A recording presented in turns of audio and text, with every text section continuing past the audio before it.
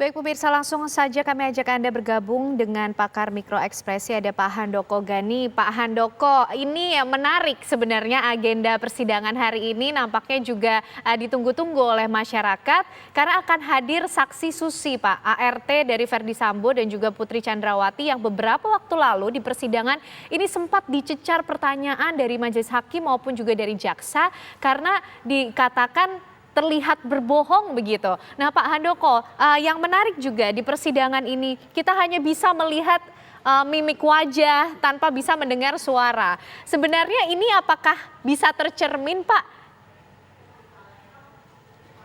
Tetap bisa sebetulnya, ya pada dasarnya kan kita nanti gitu ya sebenarnya gini. Kalau kita sekarang nggak dengar suaranya ya nggak bisa, karena tidak bisa dilepaskan dari konteks suara. Oke. Ya. Komunikasi itu kan ada dua, satu verbal dan non-verbal. Non-verbal ini selalu nempel dengan verbal, ya. Jadi tidak bisa jawabannya. Saya juga pernah ditanya ini oleh salah satu rekan kepolisian, Pak Handoko bisa nggak baca bibir? Saya bilang, waduh, baca gerakan bibir. Saya bilang saya nggak bisa, karena itu hal yang berbeda dengan menganalisa verbal non-verbal. Sama saja ya, tidak bisa jawabannya. Jadi kita memang harus tunggu nih kata-kata yang akan terucap, ya seperti itu. Kecuali pada saat ini di samping saya misalnya ada seorang ahli baca gerak bibir. Nah, kita bisa tektokan, nyambung deh. Oke. Gitu. Jadi ini tentunya yang menjadi tantangan ketika kita mencoba untuk membaca apa yang terjadi di persidangan tanpa suara yang bisa kita dengar ya Pak Handoko ya. Iya, tantangan sekali nih. Oke, baik. Pak Handoko, kalau kita nanti juga akan melihat bagaimana keterangan-keterangan saksi yang akan diberikan di persidangan. Sebenarnya kalau ciri-ciri orang yang berbohong itu bisa dibaca dari tanda-tanda atau gestur seperti apa sih Pak Handoko? Kita itu tidak boleh memiliki sebuah formula dalam deteksi kebohongan. Kenapa? Karena setiap manusia itu unik. Ya, misalnya pasangan kita dengan pasangan orang lain ketika berbohong itu tidak sama. Anak kita yang pertama dengan anak kita yang kedua tidak sama. Ya, jadi kita tidak boleh punya formula yang khusus dan menerapkan kepada semua orang. Artinya begini, kalau kita melihat anak kita ketika berbohong itu suka garuk hidung, bukan berarti anak kedua ketika garuk hidung dia juga berbohong. Oke. Nah, ini tidak boleh kita samaratakan. Ketika kita melihat seseorang ketika dalam berbohong dia mungkin nunduk ke bawah atau melirik ke bawah, tapi kita juga nggak bisa menerapkan itu kepada orang lain. Bisa jadi orang tersebut justru bisa berbohong dalam kondisi eye contact. Nah, ini yang perlu dipahami oleh investigator semuanya. Apalagi sekarang ini dunia mengajarkan bahwa komunikasi itu harus eye contact. Yang artinya tentu ketika berbohong, mereka yang sudah berlatih eye contact akan bisa berbohong dalam kondisi eye contact. Nah, jadi tidak boleh digunakan formulasi. Nah, lantas gimana nih caranya? Caranya adalah betul-betul satu adalah kita mesti mengenali orang ini. Kita harus kenal orang ini dengan pertanyaan-pertanyaan yang sederhana. Ya, ini saya rasa hakim, jaksa pun sudah melakukannya ya dengan pengantar pertanyaan-pertanyaan yang sifatnya keseharian, ya, menanyakan nama, kabar, menanyakan orang tua, dan seterusnya. Nah, kemudian dari situ sebetulnya jawaban yang dikeluarkan sekaligus juga gerak-gerik dan ekspresi wajah itu kita pantau. Jadi kita tahu, oh dalam kondisi normal ketika menjawab jujur ya seperti ini. Nah, itu menjadi sebuah database dalam tanda kutip. Nah, nah ini kuncinya. Ketika pertanyaan spesifik terkait dengan kasus, disitulah kita melihat kalau jawabannya masih dengan reaksi verbal atau non-verbal, ekspresi wajah dan gestur yang sama, maka dia jujur. Tapi ketika berbeda, nah ini menjadi catatan. Catatan pertama, ya, di mana catatan ini harus kita validasi setidaknya 3 kali. Setelah 3 kali kita lihat memang dalam topik yang sama selalu ada gerak-gerik yang yang abnormal, yang tidak sama dengan baseline atau kondisi normal, maka pelan-pelan mulai bergerak dugaan menjadi sebuah kesimpulan. Oh, ternyata memang orang ini berbohong.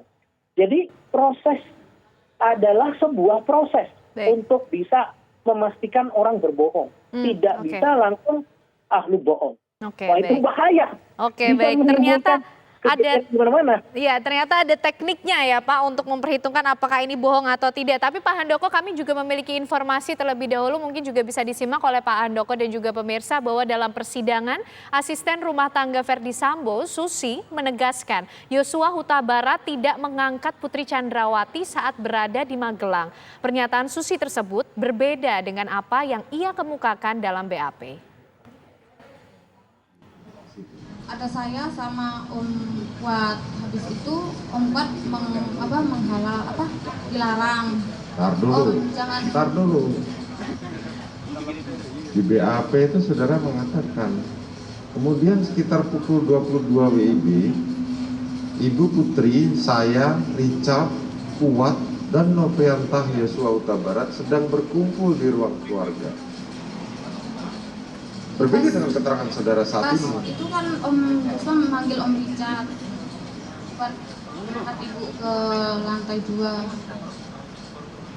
Ini keterangan saudara di BAP.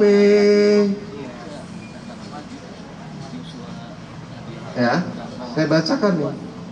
Sekitar pukul 22, Ibu Putri Chandrawati, saya, Richard, Kuat, dan Nopriantah Yosua Huta Barat sedang berkumpul di ruang keluarga. Kondisi antar ruangan per ruangan tidak ada sekat. Siap.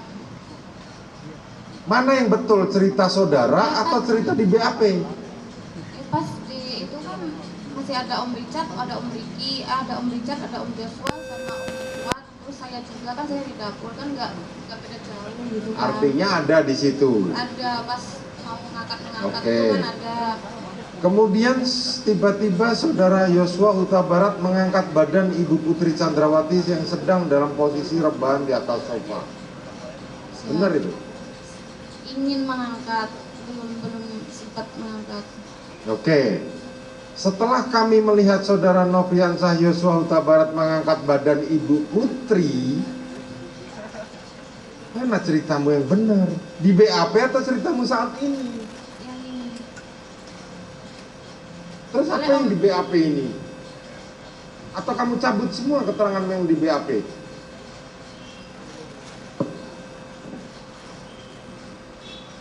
Saya bilang kepada saudara ya, kalau bohong itu konsisten. Ya. Terjebak sendiri kan saudara. Ini di BAP nih. Makanya mana yang bohong? Saudara di BAP atau saat ini saudara bohong? Kan ibu belum sempat diangkat. Ini saudara mengatakan setelah kami melihat saudara Nopriantah Yosua Huta Barat mengangkat badan Ibu Putri Chandrawati, Kuat dan Richard serta saya kaget. Kemudian Richard, terdakwa saat ini, mengatakan, jangan gitulah Bang. Kuat bilang, Yos, jangan gitu, itu kan ibu, bukan orang lain.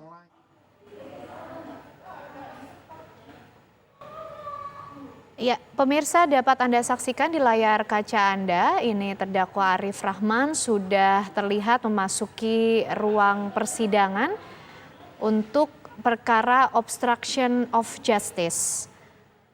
Memang hari ini pemirsa ada dua setidaknya agenda sidang, yaitu untuk terdakwa Arif Rahman, ini untuk perkara obstruction of justice, lalu nanti ada juga agenda untuk mendengarkan keterangan saksi untuk dua orang terdakwa Verdi Sambo dan juga Putri Chandrawati. Kalau kita lihat Arif Rahman yang sudah duduk di ruang persidangan, artinya untuk sidang yang pertama ini nanti kita akan ikuti bagaimana jalannya sidang untuk terdakwa Arif Rahman di Pengadilan Negeri Jakarta Selatan.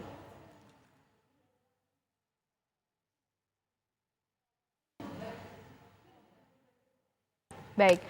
Sambil menunggu bagaimana kemudian jalannya sidang hari ini, kembali akan kami ajak Anda berbincang dengan Pak Handoko Gani. Pak Handoko tadi sudah sempat ikut bisa menyimak apa yang disampaikan Susi di persidangan ya Pak Handoko?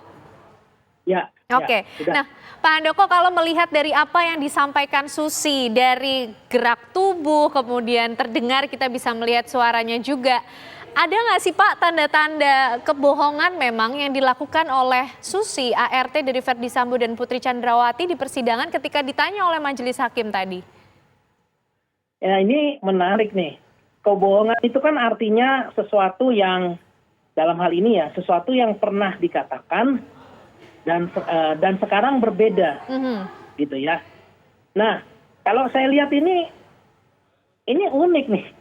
Pertanyaan saya yang pertama adalah, yang buat BAP siapa? Karena berdasarkan pengamatan saya, ini Susi ini tidak tahu isi BAP. Oke. Jadi kosong dia. Nah, kosong nih. Artinya dia tidak tahu isi BAP. Ketika dibacakan oleh hakim dan kemudian dicecer, dan akhirnya hakim bertanya, jadi yang benar yang mana? Jawaban Susi, yaitu yang benar saat ini, itu adalah jawaban yang jujur. Dari mana kita tahu jujur? Nah, ini kan, dari sejumlah pernyataan-pernyataan yang disampaikan, ya pada saat mengatakan saat ini, itu kita mendengar suara yang memang lebih pelan, ya, suara yang lebih pelan daripada jawaban-jawaban lainnya. Ya, tetapi suara ini adalah suara yang tegas, ya, artinya suara yang dengan tegas mengatakan bahwa saat ini adalah yang benar. Sementara ketika hakim membacakan BAP dibuat, itu seperti tidak ada tanda-tanda punya memori terkait itu. Ya, kalau orang punya memori dia akan mikir, contoh gini, dia akan mikir, ya ini loading, ya, mata akan menunjukkan gejala-gejala loading. Seperti kalau di laptop atau di handphone kita, kalau loading itu kan kayak muter gitu. Nah, itu misalnya bisa gini gayanya, bisa gini, bisa mikir. Pokoknya ada gerakan loading yang juga bisa ditandai dengan alis turun, kemudian berkumpul di tengah seperti ini. Ini orang yang lagi loading, berusaha mengingat. Tapi yang kita saksikan tidak ada upaya mengingat. Nah, itu menjadi sebuah pertanyaan. Satu, apakah memang sudah pernah dibuat tapi lupa? Dua, tidak pernah dibuat. Jadi nggak ingat, bukan nggak ingat, emang nggak pernah dibuat. Nah, itu menjadi pertanyaan saya. Jadi sebetulnya BAP itu siapa yang buat? Nah, ini perlu, kalau memang hakim merasa bohong, saran saya, itu dikuliti. Siapa yang buat? Ya, kan tidak bisa sekedar mengatakan bohong. Kalau bohong, nah siapa yang buat? Ya, karena tadi saya katakan, ini bukan karena dia lupa, tapi lebih kepada ini siapa yang buat? Karena tidak punya memori itu. Karena tidak terlihat ada tanda-tanda seperti mengingat begitu ya Pak, atas BAP yang pernah dibuat begitu. Tidak terlihat adanya di wajah, kemudian gerak tubuh itu tidak terlihat Pak Handoko. Betul. Kalau seandainya seseorang berbohong ya, ya saya misalnya membacakan, oh ya tadi begini begitu, itu setidaknya masih saya ingat gitu. Saya bisa loading, oh ya waktu itu saya mengatakan ini gitu ya. Tapi yang saya lihat ini nggak ada, orangnya lurus aja gitu. Seperti nggak mengingat apa-apa, nggak punya memori itu, jangan-jangan. Ini kecurigaan saya loh ya. Kecurigaan saya bahwa ini siapa yang buat ya. Tapi bagaimana gitu, dengan ya, ini perlu divalidasi. Tapi bagaimana dengan mungkin adanya faktor tekanan kemudian di muka persidangan yang mungkin ia pun juga tidak pernah terbayang berada di kondisi seperti ini. Apakah ini juga mempengaruhi apa kemudian yang akan disampaikan, apalagi kesaksian-kesaksian ini dinilai sangat penting begitu nanti dalam proses persidangan untuk pertimbangan hakim, Pak Handoko? Kalau itu pasti, ya. Jadi memang ada 3 kemungkinan untuk seorang Susi ataupun siapapun ya. Yang pertama, memang orang ini adalah bagian dari skenario. Ya, orang ini sudah diajari. Ini yang pertama. Yang kedua, orang yang polos, yang tidak tahu bahwa dirinya ini diperalat. Oke. Kamu ke sini, kamu ke situ, kamu melakukan ini. Dan tanpa dia tahu bahwa apa yang diminta oleh si X tadi itu merupakan bagian dari skenario. Sehingga kita menjadi kambing hitam gitu. Tiba-tiba ada di lokasi, tiba-tiba kita melakukan ini tanpa tahu yang kita lakukan itu adalah bagian dari kejahatan. Ini yang kedua. Yang ketiga adalah orang yang begitu takutnya sehingga dia bisa berubah-ubah keterangannya. Nah, kalau kita melihat tiga hal ini, ya kita juga harus membandingkan dari sisi hakim. Saya pernah mengatakan di salah satu media juga, saya pernah mengatakan apa yang digunakan oleh hakim ini sepertinya sebuah teknik interogasi yang sudah dilandasi oleh sebuah dugaan kuat bahwa dalam hal ini keterangan yang disampaikan oleh Susi ini adalah keterangan yang janggal. Oke. Dengan dugaan kuat itu, teknik yang dipakai memang langsung nyecer. Kamu pasti bohong, kamu salah, kamu begini, tidak sama, dan seterusnya. Dengan harapan akhirnya si terduga pelaku dalam hal ini atau Susi dalam konteks kita itu jadinya jadi tersudut dan akhirnya iya saya ngaku, bukan saya yang emang saya yang melakukan. Itu sebuah teknik juga.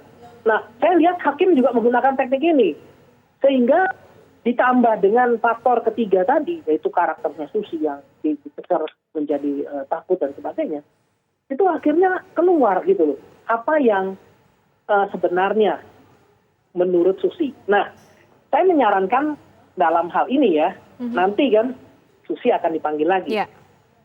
Yang berdasarkan informasi yang saya dapat, setelah pengacara Brigadir E ini meminta hakim untuk menjadikan Susi sebagai seorang tersangka, Ya, itu dari keluar jaksa dengan juga. kondisi Oke. gemetar.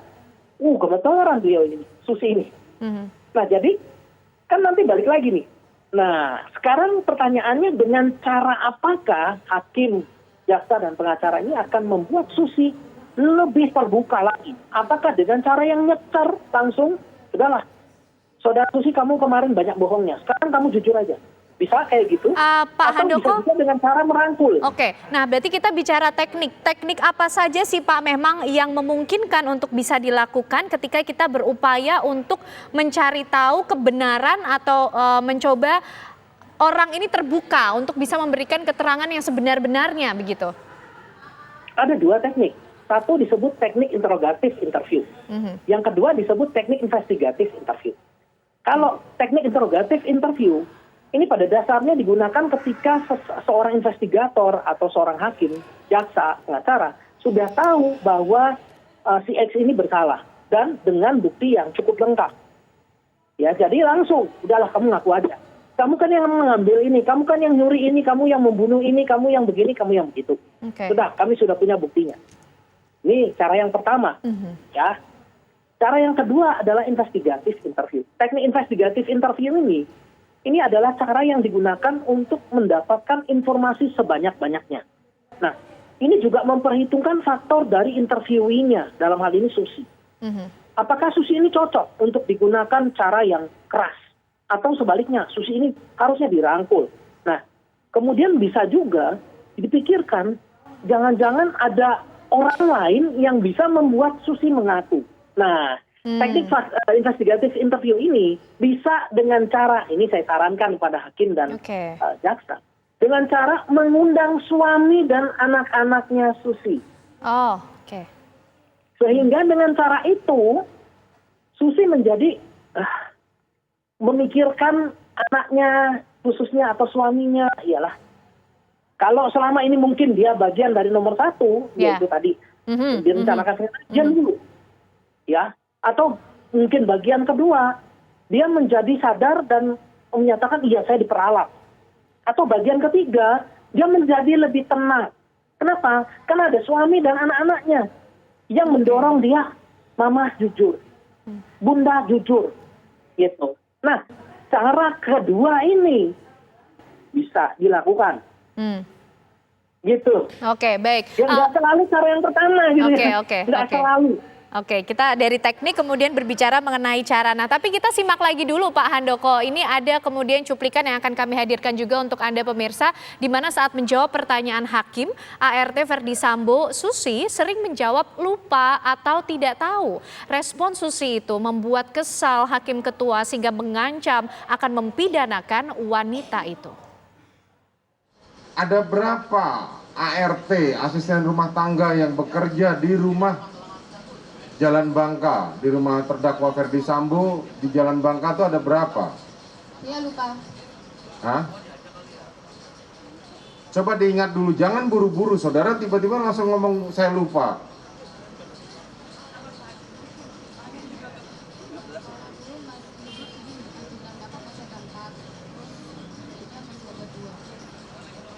Di Jalan Bangka dulu. Pada waktu saudara masuk, siapa saja ajudan pada saat itu? Om Joshua sama Deden sama Om Matius. Satu lagi? Satu lagi udah berhenti. Lah katamu tadi 4. Itu baru 3 loh. Siap. Saudara korban, Joshua, Sama Om Deden. Deden, sama Matius. Satu lagi? Berhenti. Siapa namanya? Lukas. Lukas berhenti. Kemudian ART-nya siapa saja? Sama Bijiang. Siapa? Saya sama Bijiang. Kamu dengan Bijia. Siap. Oke. Terus ada security? Ada. Siapa namanya? Damson. Damson itu security khusus di Bangka atau khusus di Saguling atau di Duren 3? Dulu masih ibu tinggal di Bangka, masih di Bangka, Om Damson. Dulu pada saat ibu tinggal di Bangka, ikut tinggal di Bangka. Siap. Dulu itu kapan? 2020. Pertama saya masuk, Om Damson udah ada di sana. Saudara Damson sudah ada di sana. Saudara tadi mengatakan dulu pada saat ibu tinggal. Berarti pada saat kejadian kemarin ibu tidak tinggal di sana. Pindah ke Saguling. Pindah ke Saguling. Sejak kapan ibu pindah ke Saguling? 2021. 2021 bulannya? Saya lupa. Cepat sekali saudara mengatakan lupa. Ini pertanyaan saya pelan-pelan loh, bukan ngejar saudara loh. Sejak kapan?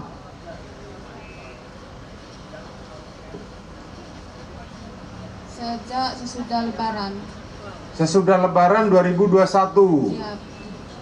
Saudara Putri Chandrawati pindah ke Saguling. Siap.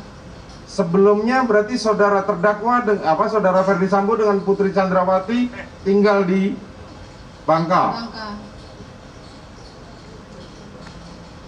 Berarti kurang lebih ada setahun mereka pindah.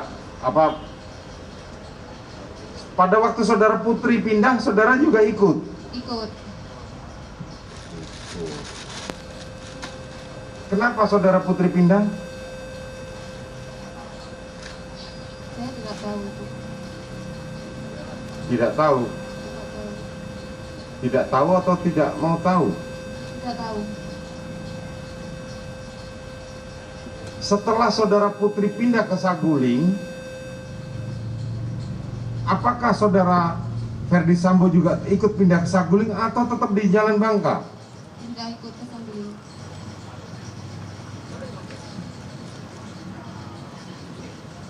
Yang ini saudara cepat jawabnya. Yang tadi jawabnya lupa. Mana yang benar saudara disumpah loh.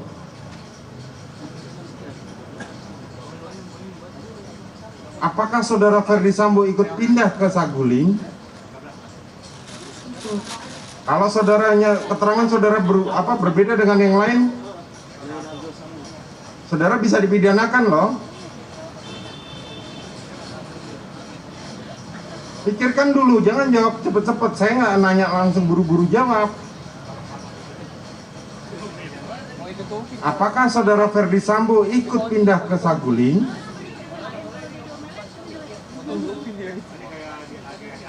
setiap hari.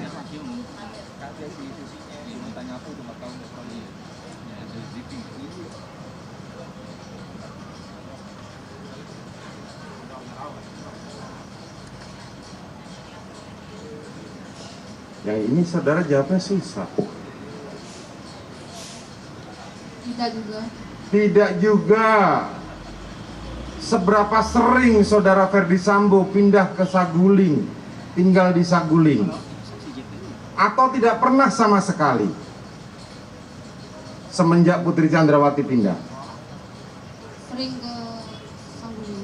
Sering ke Saguling. Apakah tidur di sana, menginap di sana?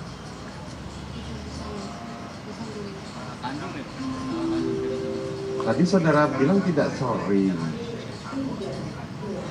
Jawaban saudara berubah-ubah. Ada apa? Seberapa sering saudara Ferdi Sambo tinggal di Saguling? Nanti kami panggil saksi-saksi lain kalau keterangan saudara berubah. Saya perintahkan jaksa penuntut umum untuk proses saudara.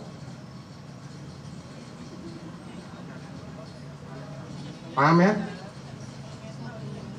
Nah, seberapa sering?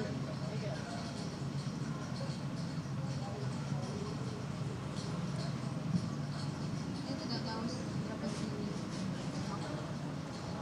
Sering datang. Bagaimana? Tapi sering datang. Sering datang. Tapi saudara tidak tahu apakah Ferdi Sambo menginap atau tidak. Kalau tidak pasti Kalau tidak. nginap pasti nginap. Dalam seminggu ada berapa kali sejak bulan Juli 2021 sampai Juli 2022? Tidak.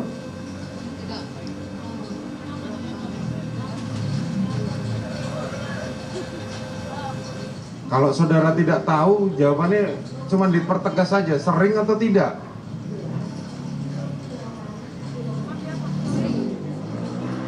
Sering. Baik, itu tadi pernyataan Susi ketika beberapa waktu lalu memberikan keterangan di persidangan. Pak Handoko, kalau kita lihat dari jawaban Susi, Pak, ada masa-masa ketika Susi menjawab begitu lantang, begitu cepat. Dia bilang lupa, kemudian dia bisa menjelaskan waktu-waktu tertentu. Tapi di akhir-akhir tadi cuplikan kita juga lihat Susi ini suaranya mulai rendah, mulai pelan, kemudian berubah-ubah keterangannya. Apa yang bisa dibaca, Pak Handoko? Nah, ini menarik. Kita memang harus menganalisa konteks by konteks ya. Salah satu yang saya garis bawah tadi adalah ketika dijawab dengan cepat, yaitu saya lupa. Ya, itu pertanyaannya adalah kapan Putri itu, Mbak Putri ini, Bu Putri ini pindah ke Saguling. Dijawab dengan cepat.